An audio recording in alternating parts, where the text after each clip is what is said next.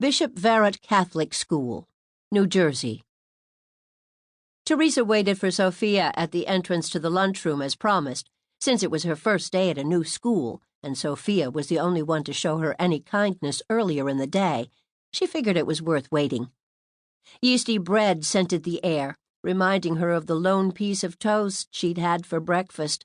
Her stomach grumbled, and she looked around to make sure no one heard. She would just die. The students would think she came from a poor family and didn't get enough to eat. But really, she thought to herself, why did she even care? "Hey, Red, I was hoping to find you here," Sophia called out in a voice so loud that the entire cafeteria went silent for a split second. "Yeah, I waited," was all she could come up with. "Then let's go see what crap the nuns cooked up today. For the record, the food ain't all that bad here. Beats the hell out of the shit they serve in the public schools, or at least that's what I heard." Teresa wanted to ask her where and from whom she'd heard this, but decided it didn't matter. What mattered was they were about to be fed. "You got a lunch ticket, I presume?" Sophie asked as they entered the cafeteria. Sure. My mom prepaid for the entire year." God, she sounded stupid. She was sure it was not cool to pay for a year's lunch in advance. "That's good.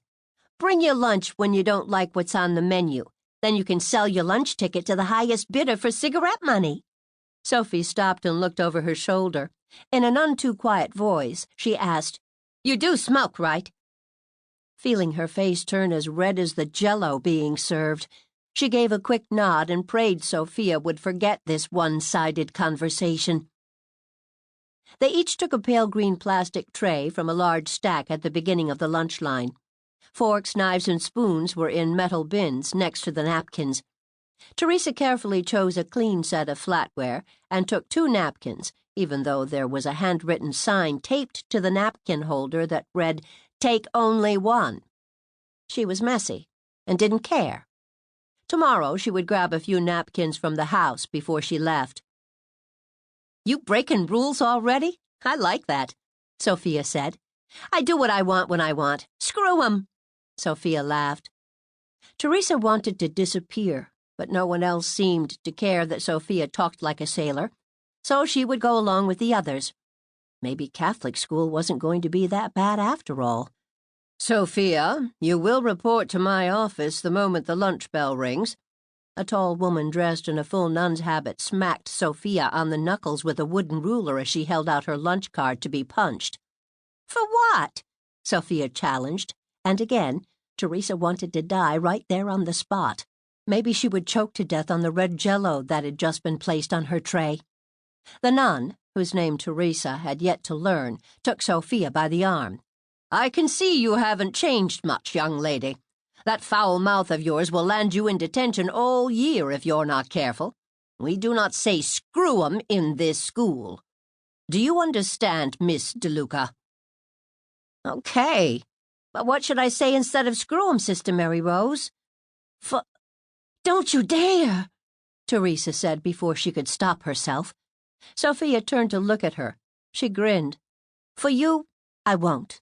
But still." She turned back to Sister Mary Rose. "What should I say instead? Is there another way to say screw 'em?" "You are holding up the line.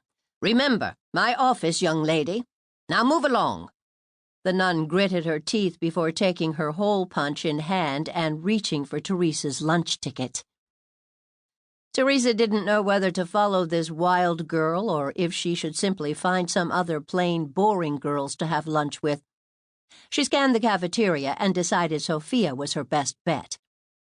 They sat at the end of a long table in the back of the cafeteria.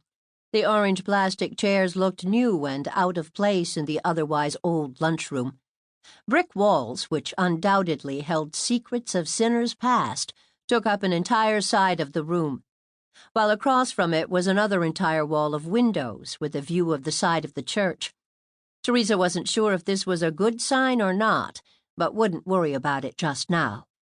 Sophia motioned for her to eat, and her stomach gave up a low growl as she picked up her fork. "Eat," Sophia told her. "You sound hungry." She laughed. "Yeah, I didn't have